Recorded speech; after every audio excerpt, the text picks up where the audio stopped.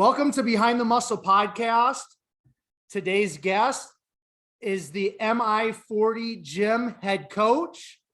Today's guest is Adam Brammer. Adam, welcome to the podcast. Hey man, thank you so much. I really appreciate you having me on today. For sure. So Adam, I have a couple of questions that I like to ask all my guests just to kind of kick off the conversation. The first question I have for you is, who are a few of your favorite bodybuilders of all time? Such a good question. Favorite bodybuilder of all time, I think I have to say Mike Mentzer. Very sort of like iconic figure, sort of, there's a lot of the rivalry with him and Arnold, the Olympia. He had a really unique training style. So I always really appreciated him. I appreciate him for speaking his mind and being really different. In terms of great physiques of all time, I like the mid 90s guys. I love Nasser. I loved Flex. I loved Paul Dillette. Those are my guys, man. Those are my favorite physiques ever. Very cool. Now, I know we're going to get into you as a trainer, as a coach, and some of the athletes that you currently work with or have worked with, but just from kind of the outside looking in, kind of setting aside maybe some of the athletes you worked with and kind of where you're at as a professional, are there some physiques or what physiques currently, let's just stick with open men's bodybuilding, that you really admire, kind of like those guys from the 90s? Current guys, open? Cedric Mcmillan, man. That's my guy right there. You always want to see him come in a little bit better, but you just take the raw shape of his physique, man. He's absolutely my favorite. I'm just crazy about his shape, his arms, man, his flow, his posing. Love to see that. I would love to see some of the newer guys who are up and coming try to build in that direction as much as their genetics would allow them to. Be intentional from that, with that from the start. Love it, man. And I think Cedric's personality is kind of a part of his adds and ties into the greatness of his physique. Would you agree with that? Yeah, absolutely. I mean, he's a very humble guy. Really, really humble. For sure. So, Adam, I'm curious, at what age did you start lifting weights? And then why did you start lifting weights at that age?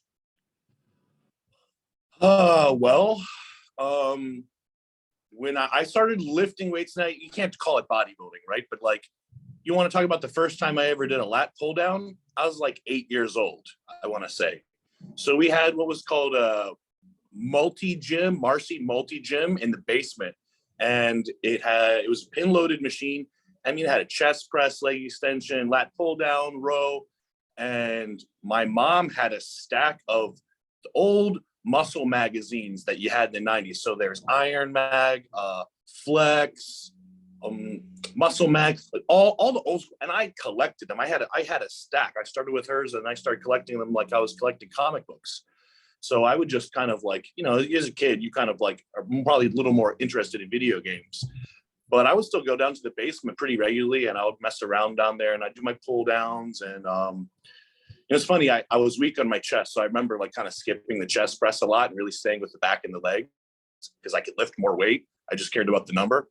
But I had a pretty early exposure. And even at that age, I was looking at guys' splits and being okay, well, got to do the incline bench for the upper chest.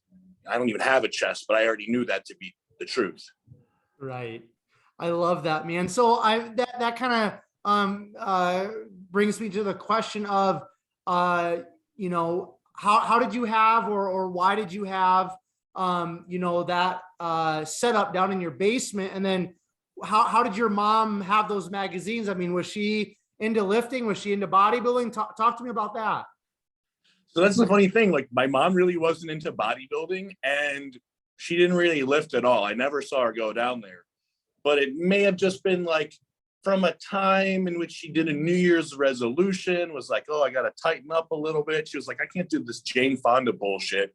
I got to at least lift some weights or else at least something in there spoke to her and appealed to her to the point where she knew, at least if she were to attempt it, which I don't think she ever really got around to attempting it, but she knew that was the direction to go to. Very cool, man. And I think that's why I love having these conversations, because I feel like bodybuilding and, you know, kind of the strength side of life, it chooses us, you know what I mean? So it's just like that story right there, just like kind of like solidifies my perspective of like bodybuilding and powerlifting, these strength sports, like they choose us, because like why else would you have that set up in your basement, have those magazines outside of like, you know, just this outside force choosing you and pulling you in that direction. So I think that's so cool, Adam. Now I kind of want to dig into a little bit more of your backstory. So share with myself and all of the Behind the Muscle podcast listeners and viewers a little bit more about like where you grew up, talk about your childhood a little bit more. Were you involved in sports? What did that childhood kind of look like up to about high school? We'll stop there and then we'll transition. Okay. Okay. I think I had probably, maybe everyone says this, but I would say I had an atypical childhood, meaning I was like a real loner. Like I was very antisocial. I had those muscle magazines. I had my comic books. I had my books. And I was really content in that. So like I grew up outside of DC in Northern Virginia, and, you know, video games, books, magazines, no sports, no athletics whatsoever. My mom is a single mom, so I grew up without my dad. So that was something that was like really foreign to me. Maybe that was the appeal to bodybuilding. It was something you did on your own. There was no team. There was no one that you needed to be there to throw the ball to you. You know, it was just a pursuit based off your passion, and no one else was really required for you to dive into that. So I was really a nerdy kid. I loved to read. I was probably a little smarter than the other kids. You know, they put me in like the gifted classes or whatever, which just means, in my opinion, that you're a competent reader, which most kids just aren't strong at reading. Middle school, man, came into middle school so scrawny, probably like 110, 120 pounds. Moved around, moved up to Maryland. You know, nothing really crazy to speak of, just being like a normal, nerdy, bookworm kid, super skinny, and moving around a lot in terms of like being already antisocial. Had a hard time making friends. And that brought me to the high school point. I guess that's where you wanted to stop it. We moved again. We ended up down in Florida, and you know, that's where I got into training seriously, is in high school.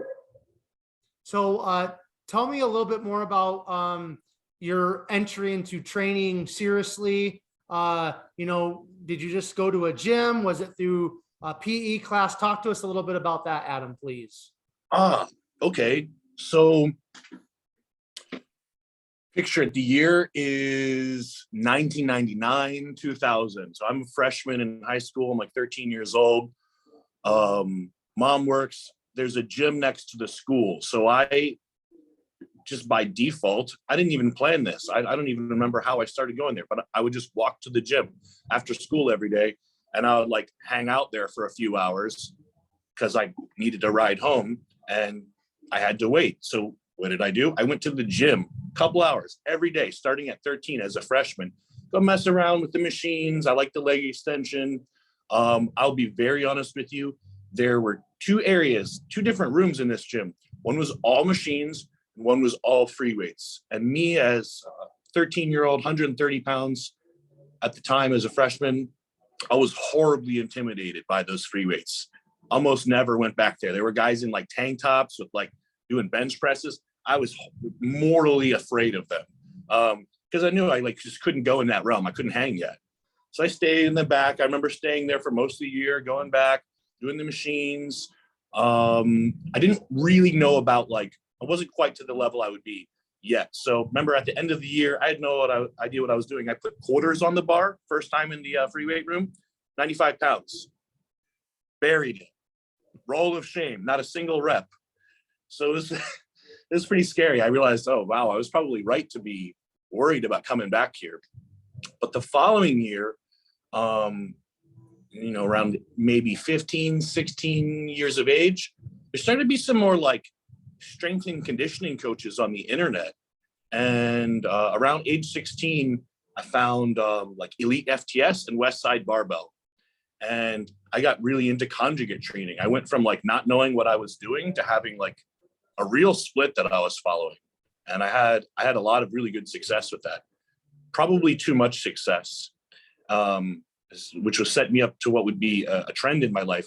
I got injured, and I had many, many, many recurring injuries all throughout my 20s. And that was the first one, 17, elbow tendonitis, both sides of my arms from heavy curls, cheat curls probably. And I could have learned the lesson then that my body doesn't tolerate certain types of training, but it took many more times of making the same types of mistakes. But yeah, I got really into like the internet around that age and like different forums. I remember being on a lot of really good forums. People would talk, this is my diet, this is my split. And I would spend all day on there after school. When I was in the gym, I was reading, how do people eat? How do they train? I remember at 16, I don't know if we talk about this on this show, but being interested in the topic of enhancement, right? And at 16, I said, well, this is something I'm nowhere near touching. But I think probably like 10 to 15 years from now, I'm definitely going to be interested in that. I already knew. This is like a junior in high school. There's no way to achieve what I wanted to achieve. That was just part of the world. And people were a lot more open back then on the internet. You didn't get famous because of the internet. So everyone just talked about what they were doing on those forums and their logs. And that was, I think, really, really useful for me, although you do start to encounter a lot of bro science. Everything that you read is not necessarily true. So I had to unlearn a lot of the things that I learned in the early days, but I was still passionate. I learned everything I could. So this is interesting. I want to ask you before I take a step back here. Do you remember what any of your forum names were?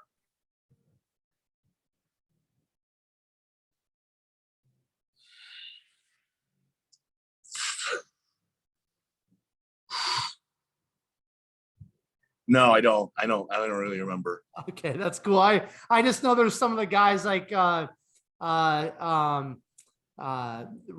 300, Ron Partlow. His Instagram handle I think is still his handle from back when he was on the forums. And there's a few of the other old school guys out there on social media now that still use their forum handles, which I just love it, man. I do have one like little handle related story. So Lane Norton, who was at that time a teen bodybuilder in Tampa. I was in Sarasota. He was an hour away from me. I didn't have a car. Like Tampa seemed like it was on the other side of the planet, but I knew it was close. So I remember him. I remember his login straight with the number 8, straight flexed. And I was like, wow, there's like a teenage bodybuilder like an hour away from me. And I found that really inspiring. And like, little did I know that would become like the Lane Norton that we know today. He was like a high school senior. But it's just crazy how we all kind of like just kept going at the same path. Absolutely, man. And there is something special about those days for sure. So now I want to take a quick step back before we move forward. So a couple things in terms of your training then kind of from the get-go after you kind of got onto the forums and started to learn. You mentioned Elite FTS, you mentioned Westside Barbell. So from kind of the get-go, was your training more powerlifting focused then and kind of going for strength? What did that kind of look like in those beginning years? So powerlifting, but I would say strength and conditioning, right? Like I trained at a very competitive MMA and then a boxing gym throughout all that time. So I saw myself more as a fighter, as funny as that sounds at that time. So I never even dreamed that I would have the metabolism or the genetics to become like a heavyweight bodybuilder. So it almost made more sense to me in terms of what I was capable of, as well as my interests, to be like explosive and to be strong and to be like pound for pound, very, very competitive. So I really neglected a lot of the bodybuilding style training, even though I was very interested in bodybuilding, because it didn't seem, one, to make sense for my goals, and two, to be something that I would be very good at. because I really struggled to gain weight. Right. By the time I was in my early 20s, I was still only 175 pounds, pretty small at 6 foot.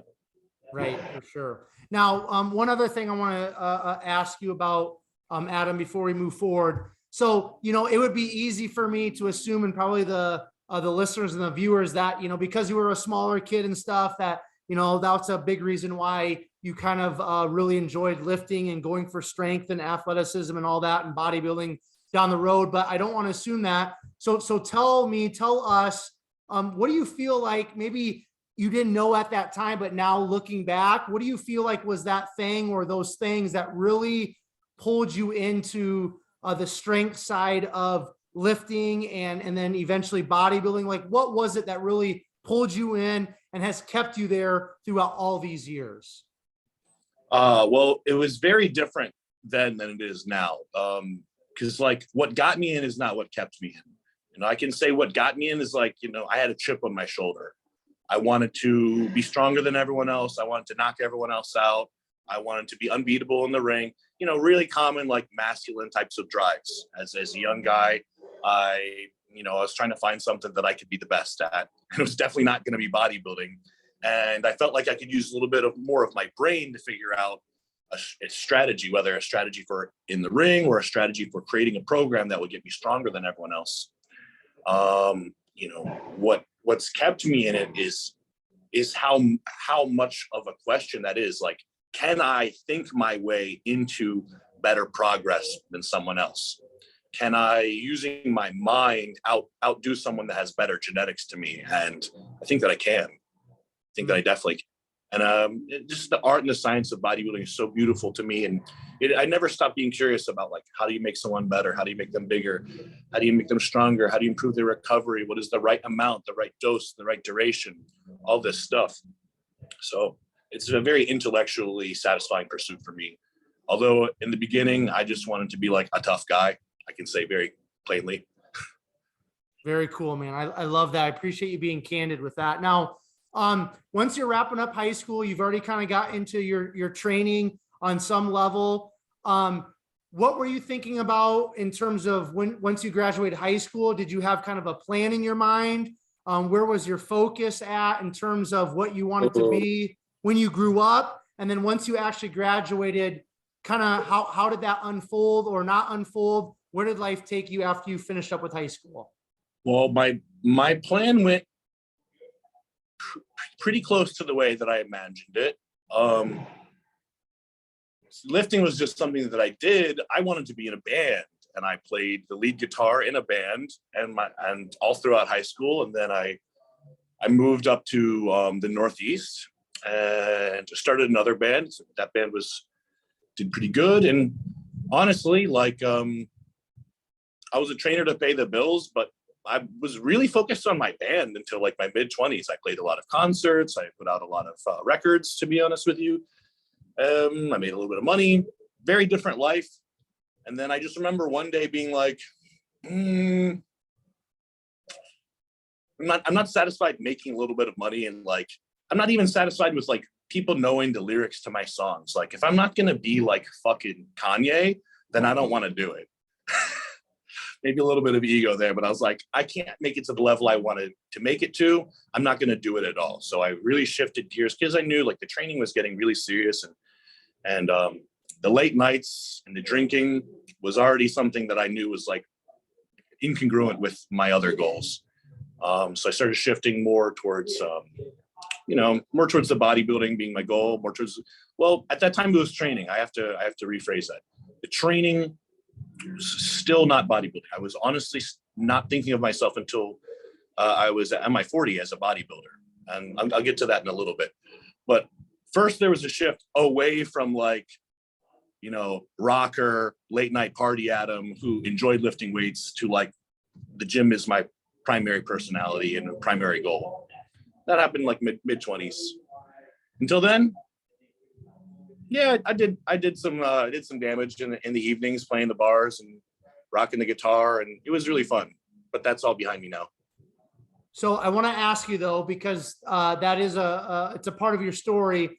when you look back on those years and having those experiences, because that's some unique experiences, is there something that you did take away from those experiences in those years that you feel like helped you to grow, mature, or maybe help form who you are presently? Yeah, I think I learned a couple of really valuable lessons, which was like one of the most valuable lessons I learned from meeting a lot of incredibly gifted people, really talented people. And some people that are not as talented, as not as gifted, is that the gifted people are usually not the ones that make it. The people that are the ones that make it are the people with the gift of promotion, the gift of gab, the gift of social media, not the gift of creating art. Those guys usually have anxiety and personality problems, and they're never, in my experience, they usually are the ones that have a hard time really like getting their gift out there to the world. So I saw that and I was like, wow, I don't want that to be me, because I already felt like that was me. I already felt like I was having an issue getting my gift out to the world. So that really opened my eyes. And I also saw a lot of people that really struggled with like, mental health and addiction, and how that was really problematic for them. And I said, yeah, not for me. That is not going to be the direction I'm going to take things in. But in general, I'm just really thankful for those experiences. I feel like I got to, as I call it, get a lot out of my system. So I don't need to relive those types of experiences. Yeah. I love what you said, that initially there, the first point was, how people that maybe aren't the most talented are able to get their gift out into the world. Now, would you say that kind of, you see that a lot within the bodybuilding world as well? Because I personally, even having conversations, so many of them with bodybuilders, top NPC athletes, professional bodybuilders on this podcast, like, I can kind of see that, like, especially with social media nowadays, it's maybe not the physique, it's more of, the gift of gab, or how you are on social media in terms of money and sponsorships and all that stuff. Is that something you see within the bodybuilding world too? Kind of correlating to that experience with being in the bands? Absolutely. I mean, more than ever, it's like, if someone has the right look, they talk the right way, maybe they don't have anything to say, but you're going to have a lot of people interested in hearing them say it. Whereas I know some really, really talented people, some really talented coaches that have struggled to get their voice heard, because that's just like, the social media is not the part that comes the most naturally to them, nor should it, because that's not their job. Their job is to coach, their job is to train, their job is to understand, the pharmacology and the physiology. It's not to promote. Like, a promoter's job is to promote, but now we all expected to wear many hats, and that has diluted the quality, because like, there's people making a ton of money off coaching that aren't very good coaches. So if it was really like pure meritocracy, that would just never be able to happen. Right. So let's talk about that shift then from rocker Adam, band Adam, and then really getting into your training. And why don't you talk about the evolution of your training, and how did you kind of get into the coaching, and just start unpacking that for us, please. Okay. This next segment is the depressing one, but it was necessary. So like, rocker Adam, I've been working in gyms since like 21. Like, I remember getting picked up by a guy. He was giving me my fitness consultation that comes with a gym. They're like, oh, tell me about your goals. Tell me about my diet. And I'm like telling him about, like, I'm carb cycling. And I'm like, yeah, I do I remember I was like, I do the slower digesting carbs, at this time. And then I do it. And he was like, I was going to try to sell you training, but I think I need you to be a trainer at my gym, actually. So he hired me on the spot right from there. And I had always been really busy. They kept me super busy. So I worked a ton of client hours all through my 20s. Around the time I transitioned from playing guitar, I had a really serious back injury. This is around like 26. So my first herniated disc around 24 squatting. Around 26, I probably missed about a whole year of lifting lower body because it was really bad. I came back, and then I herniated it again. And so at that point, I entered in a period of like debilitating chronic pain with my lower back. And when I say debilitating, like I spent like 2 years on a couch. Okay, like I could barely walk to the fridge or to the bathroom. I spent about 4 years without being able to tie my own shoes because I lacked the mobility in my hips. And this was pretty hard from someone that had been very physically active their whole life. So this whole late transition period from 27 to 31, if I was in between flare-ups, I would go to the gym. I would hit a little bit of upper body with like some cables. I would go back to work. I would train some clients. And then I would do something like sneeze, and then I'd be set off for another couple of months of serious pain. And my doctor basically recommended that I file for disability because after that many years, plural, it wasn't getting any better. It seemed like it was getting worse. I could barely work. I didn't have any money. I was living off my girlfriend who was taking care of me and the couple clients that I had that were loyal. And it was very dark. It was very depressing. I lost all my muscle mass. I couldn't hardly train. But the worst part was the pain. I was in a really high level of pain. My doctors prescribed me a lot of like, strong narcotic pain medication. But I had told you from before, I had been in a band with a guy that had a drug problem. And so I knew not to take those pills. So I just dealt with it. I just suffered. And I'm telling you, I cried. I laid there and I cried in bed almost every day. And I visualized and I meditated on a way that I could figure out how to get out of pain. And I had known the body pretty well. And when I'd gone to physical therapists, I probably knew more about the body than most of them. But I thought there's gotta be more answers out there. So that whole time, I'm laying there, I'm on the couch, I'm on the computer, I'm on every single physical therapist's website, I'm on every YouTube, I'm doing studies, I'm looking into what's called the BPS model, biopsychosocial. That's where I eventually realized that the pain that I was in was no longer biological. Meaning it wasn't a result of something that was physically going on in my body in total. Even that part of it was from that. Some of it came from my mind. Okay. So I thought, this is crazy. There's people that can believe themselves out of pain, but I learned more and more. And I thought, well, this is almost like I'm living within a memory of pain, like the way that someone with PTSD is like always like reliving those like anxiety inducing experiences. But for me, like, it's not an anxiety. It's like literally the sensation of pain in my back is being triggered all the time because that's the expectation of what I would feel.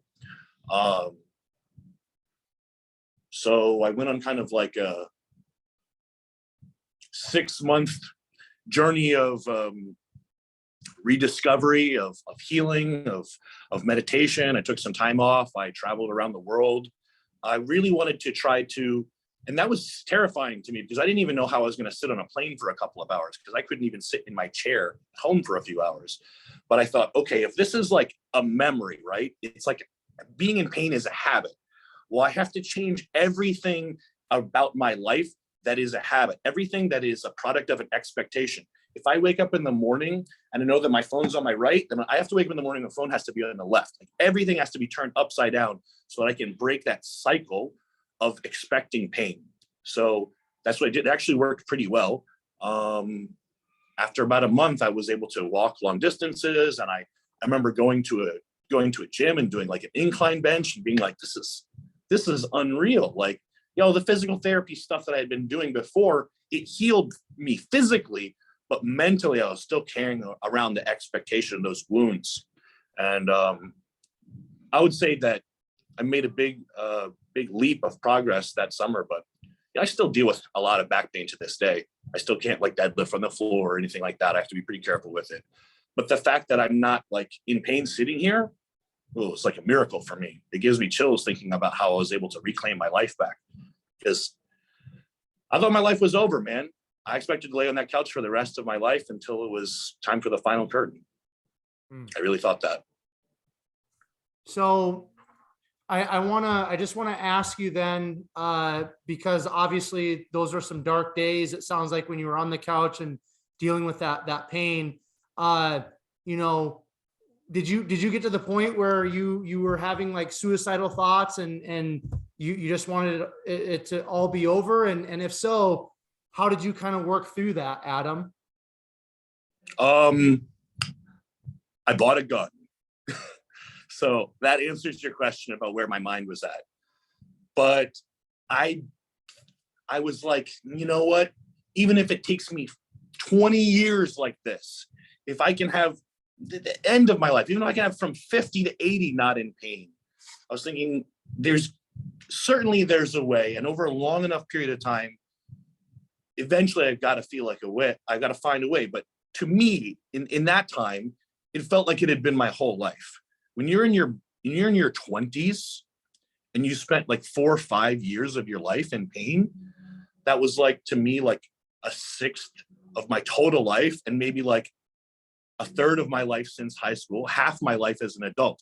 It feels like half your life. So it feels like a lifetime. It felt like it would never end. It felt like it could go back as far as I could remember and would go as far into the future as I could imagine.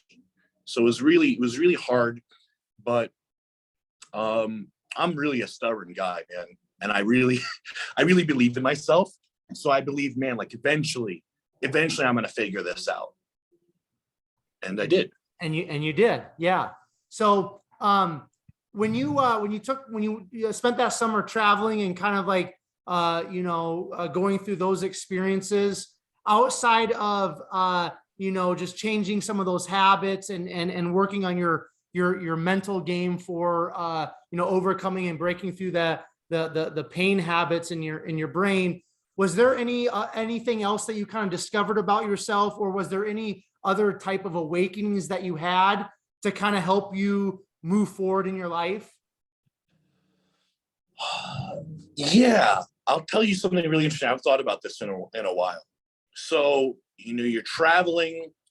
When you travel, and people meet you and they don't know who you are, they say, tell me what you do. And like, I would meet people every day that would ask me this question, and I would also never see them again after that conversation. So I almost created an alternate reality through being asked this question over and over. It made me think, like, what would I want to do?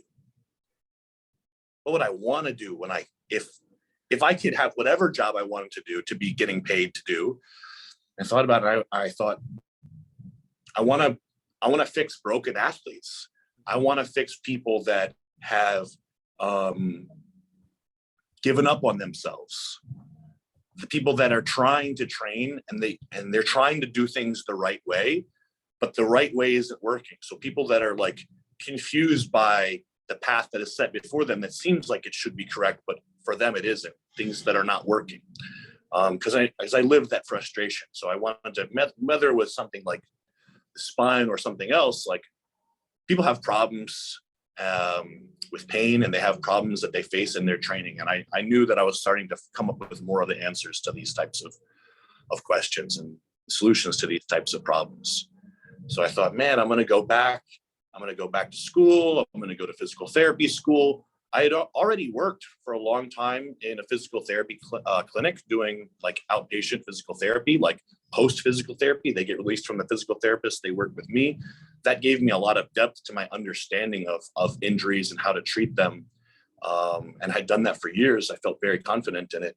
And I was like, maybe I'll just go back. I'll do my DPT. And that was the plan. That was the plan when I got back to the States.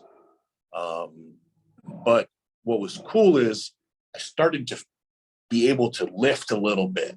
So even though like I wasn't thinking about bodybuilding, man, I was thinking physical therapy.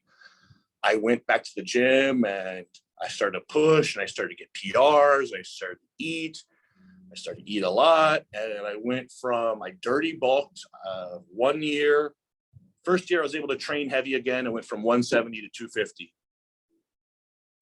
So my body was like really happy to be able to lift and eat again. Although a lot of that, more than half of that was fat, vast majority. But man, I still gained a bunch of muscle and it was cool. It felt good after being a skinny guy for so many years. And like my back didn't feel any worse for it. In fact, the experience of gaining all that muscle seemed to help. Even though at this time, you got to understand, all I could do for lower body was leg extensions.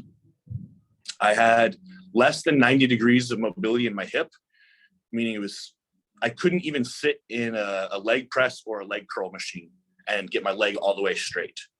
So like, how could I do a rep? If I did a leg extension, I could get in the bottom, come about halfway or 3/4 of the way up, but I had so much nerve issues from my back problems that I was really inhibited in my range of motion, which I still continue to be to this day, sadly, but it's a little better. I mean, I could leg press.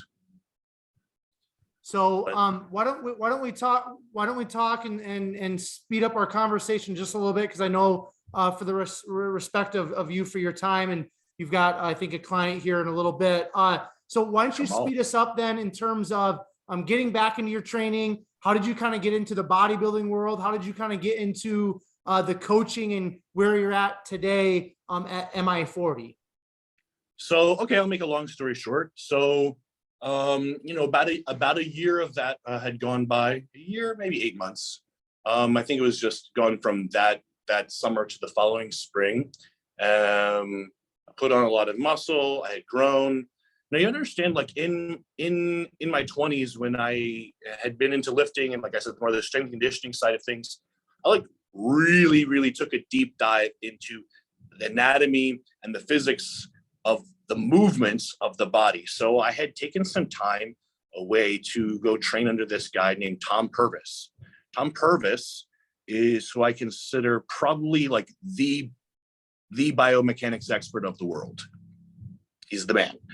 And I'd flown out to meet with him. I had one of his students, one of his top instructors, living in Sarasota. So this guy, Mike Massinelli, he must be named. He absolutely taught me so much about movement and understanding the anatomy and how your anatomy is being interacted with by the machines. And he taught me so freaking much, man. I ascended way beyond what other people were able to grasp at the time, although some of this information is a little bit more mainstream now. But like the idea that you should hit a certain angle of a movement to hit a certain fiber of the muscle, like this lower lat cable pull down stuff, like, man, this guy was doing this 20 years ago. And I learned from him, and I had come back to the Tampa Bay area. And I remember Ben Pakulski, he posted something on his Instagram, and he was like, I am looking for someone that has a background in RTS, which is Tom Purvis's certification. He's like, this is specifically what I need. I need someone who understands this. And I remember showing my girlfriend and her being like, cool, so you're going to go up there tomorrow? And I was like, babe, I'm not, you know who this is, right? Like, he was at the Olympia. Like, I've never even competed before. I've got like 14-inch biceps. And she was like, I think it would behoove you to just go talk to him. I remembered I emailed him and I said, hey, I'm a student of Tom. You know, what do you think? What do you think? Would you be willing to talk to me?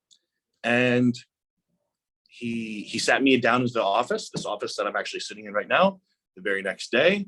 And he said, I think you know a lot more about bodybuilding than you think you do, because you know what muscles do and how to stimulate them. And so really all we have to do is like add calories and PEDs, and now it's bodybuilding. And I was like, really, are you sure? And he was like, yeah, man, like we talked for hours about this stuff. And he had faith that like the physical therapy ortho type of background that I had and the countless thousands of hours of regular PT would help me here just as a PT. He said, I just want you to do PT here at the gym at first. And I started with that. And I remember he gave me a client, first client ever at MI40, Patricia. And he said, I want you to prepare her for a show. And I was like, okay, I'm game. I'm gonna figure this out. I mean, training, I know.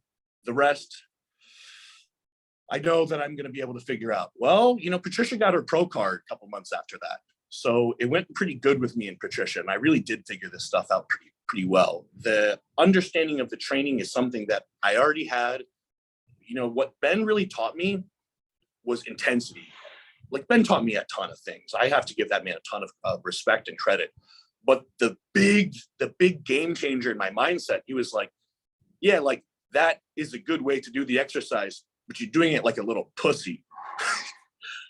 That's the part that makes it not bodybuilding. Bodybuilders, if you want to be a bodybuilder, you got to train intense. You got to train to failure. You got to train past failure. You got to do force reps, drop sets. You got to make yourself familiar with that position on all fours in front of the toilet after a few of your leg days. Like you got to go there. And we trained a lot. We trained for like 2 years. We trained all through Derek Lunsford's Olympia preps. And I got my ass kicked by them every damn day. And like, talk about an education in bodybuilding. Like I got up to speed pretty fast.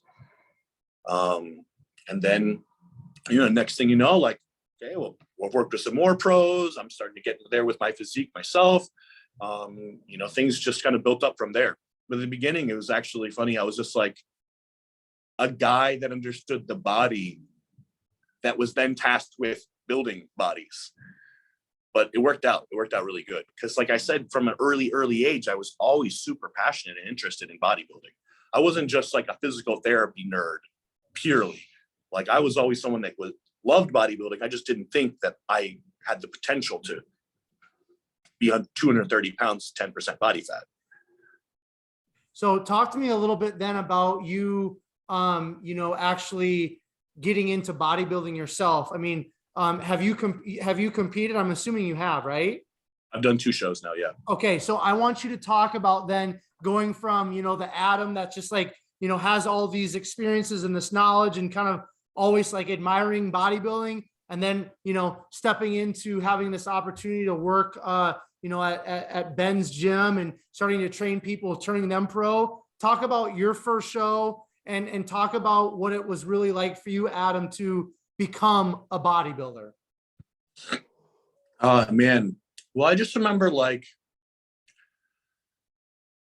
I'm training, I'm eating, I'm living the lifestyle, and people would just be like, when's the show? When are you going to do a show? And I'd be like, what are you talking about? I remember Rachel Daniels, she said, why are you cutting right now? And I was like, well, I got to get leaner. Like for what? And I was like 7% body fat and I was like still trying to diet down. And her being like, this isn't necessary. Like, why are you living like a bodybuilder if you're not going to compete? And I was like, I'm kind of looking like a bodybuilder. I'm kind of living like a bodybuilder. I'm kind of doing cardio every day. Maybe you should just hop into a show. And that's eventually what I did. I just hopped into a show. I just kind of like pushed my diet a little bit extra hard after the cut. Peaked. First experience was terrible. Obviously, I was going through a lot of stress at the time. Like most people's first show, it messed a lot of things up. Really, really overcarbed. It was really embarrassing, but it was a great lesson of things not to do. And then last year I did another show and I got my ducks in a row a little bit more. It's really hard. It's really hard. Like I have this problem of sometimes I think about other people different than I think about myself. So because I never came into it with the perspective of, I want to be the best bodybuilder in the world. I came into it from the perspective of, let me try to understand how bodybuilding works. I just looked at my competition as fun, as a learning experience. And that didn't put a lot of pressure on me. And I think maybe I need to put a little more pressure on myself so that I can get the best out of myself. But, when I finally got up there and I did it for real, and you stand in the first call out, you stand on the stage and you're like, this is what it means to be a bodybuilder. This is like everything led up to this point. But at the same time, as soon as you're off there, you're like, well, I got to get back to the gym on Monday. I got to get back to my meals, because as nice as that was, bodybuilding is the lifestyle. It's not the day of the competition. It's like the everyday things. And as much as I enjoyed getting up there, and I plan to do another show again this year, it's not going to change how I'm living my life. I'm still going to have the desire to learn my body, to see how far I can push myself, to better manage my time and my discipline and what I can get out of myself. I think that's like a constant pursuit, and bodybuilding is a great way to explore that. What do you feel like, Adam, not necessarily just, stepping on stage, that aspect of bodybuilding, but as you said, bodybuilding is a lifestyle. So bodybuilding in general, with all these different experiences you've had, what do you feel like bodybuilding has taught you, or what has bodybuilding given you? Patience, vision into the future, long-term time horizons, understanding that anything that you want that's worth it is going to take you at least 10 years. So you want instant gratification, and not only will you not get it, but it will almost always set you back for what it is that you're trying to work for in the long run. Like, that doesn't mean don't attack your goals every day with like tenacity. Get out of the day what you can, but understand to make something happen, it's not about having a perfect day. It's about having like 1,000 perfect days in a row. So just being like really patient, because when I got here, remember, I was not that developed, and I just said, like, you know what to do, you know how to lift, you know how to eat. Don't even think about how you look for like 3 years. Just keep doing what you're doing, and don't worry about whether it's working for like 3 or 4 years. And that's what I did. And now, that was a pretty good outlook, because like, if you're doing what you're supposed to be doing, you don't need to overthink it. You just need to keep doing it. Think long-term, be patient, don't rush. Those are the valuable lessons. Build and maintain relationships. That's another valuable lesson that I've learned. You're never going to make it in this world on your own. No man is an island. So everyone that achieved anything achieved it with help from someone else. So being willing to be humble and ask for help, being willing to put in time for maintaining relationships that you're not necessarily getting anything out of. I think that's important. If you only hit somebody up when you need something from them, they're going to notice that. So maintaining relationships means I care about you even when you're not doing something for me. Beautiful, man. So a few more things here, and then we're going to wrap it up. I want to ask you, Adam, somebody that's listening to this now, somebody that's going to be listening to this or watching this 10 years from now, but somebody that is, maybe where you were at some point, you starting to getting into lifting weights and stuff, and you're a smaller person and what have you. We all have a starting point, right? We all do. We all start somewhere, and it's up to us to take our lives in whatever direction we want to take them. So somebody that's kind of at that starting point in terms of bodybuilding, learning about their body, lifting weights, all of those things, somebody that wants to become a bodybuilder, somebody that wants to become a personal trainer, somebody that wants to become a coach, what are some suggestions that you have for those individuals that, again, are at that starting point, but they want to grow, they want to mature, they want to become better? Couple things. First thing, fly to Tampa and come take a weekend seminar at MI40 with me to learn the basics of execution and training. Be the best use of your time you can have. There's some other people you could take some really valuable seminars from as well. I can't speak highly enough about the material being put out by N1, Coach Kassem, really, really profoundly, intellectually, like the best. And then RTS, Resistance Training Specialist from Tom Purvis. That was the guy that I learned from. That's the guy that Joe Bennett learned from, and that's the guy Ben Pakulski learned from. He is the GOAT. So I'd say, find the people smarter from you and learn from them. That's the number one thing. Number two, the worst thing you can do is stop or move backwards away from your goal, right? So if your goal is to get bigger and you get injured, you're not only not moving towards the goal, you're actually regressing. So the number one thing in bodybuilding is don't get hurt, because you can't become a better bodybuilder while you're injured. And some injuries that people get stay with them forever. Like my back has stayed with me forever. I've torn both rotator cuffs. I have to be very careful how I do my pressing movements. Okay. I've torn my calf. I've had problems with both my elbows. Like I've been injured a lot, and it's had to affect the way that I'm training, that I train, and it's affected my results. And I meet guys and they've been injured and they're like, no, I can't do that. I know a guy with a torn pec, totally detached. That's affecting him as a bodybuilder. So avoid injuries. This is like the big lesson. That comes back to like having a long time horizon and not being in a rush. Usually you're doing some stupid ass knucklehead stuff that you know better than to do, and you're ego lifting, or you're adding too much volume at one time, and that's why you're getting hurt.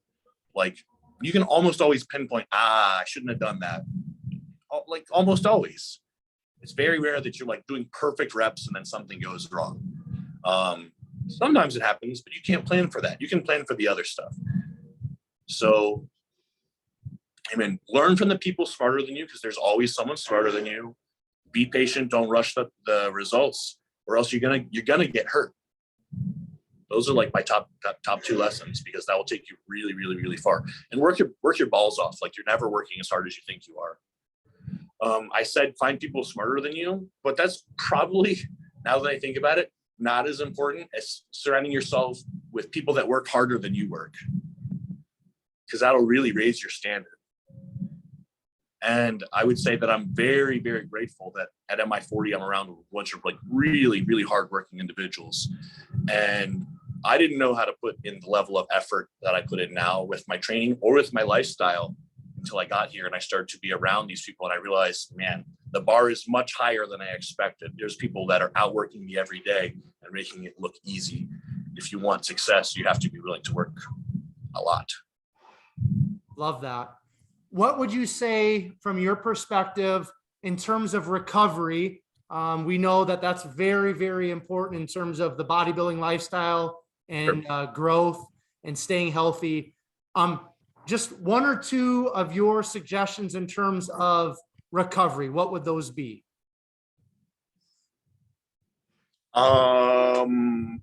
Better sleep and better blood glucose control.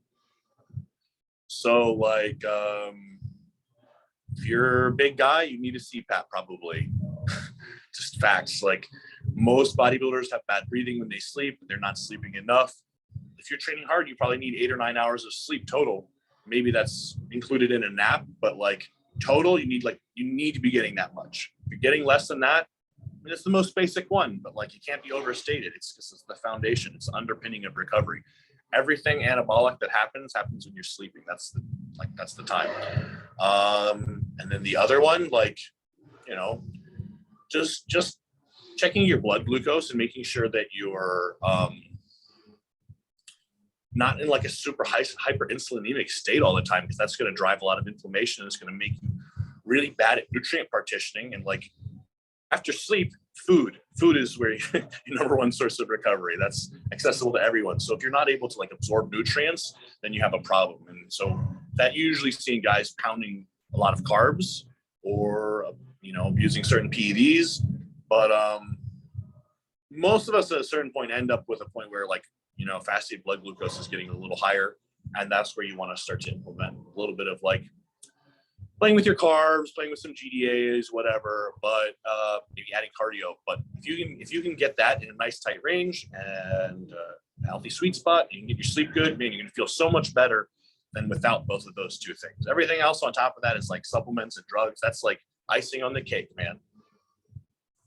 Perfect. All right. So kind of a fun question here, and then I'm gonna kind of give you the platform to share any final thoughts or words. But just a fun question here, because you are around so many elite athletes all the time. Who now? I let's do male and then female. It can be open bodybuilding, it can be classic, just whatever. But let's do male first, female second. Craziest physique that you've seen in person, male then female. Derek Lunsford, male, unquestionable. Oh my God, that guy with a pump in the gym with the gym lighting. Are you kidding me? There's so many pictures that I see of Derek Lunsford that were like taken in this gym. And I remember being there on the day and remember like how pumped and how nutty he looked in person. And it's like, there's no comparison that they do. Those pictures do no justice to how 3D and round this man's muscle bellies are.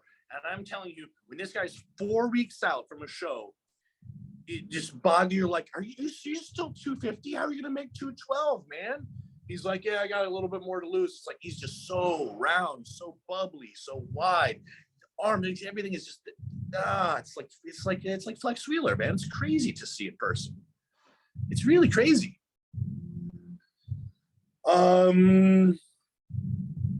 Female.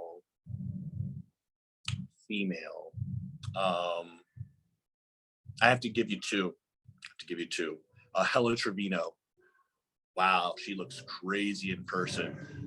The density and the graininess of her legs, how deeply muscled she is from all that muscle maturity, because she's not super young, man. She's been bodybuilding for like 20 something years, man.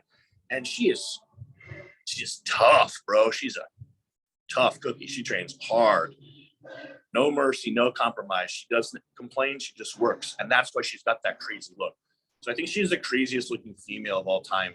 But I gotta give an honorable mention, of course, to Rachel Daniels, because it's not just her physique, which is up there at the best in the world. Her display of her physique.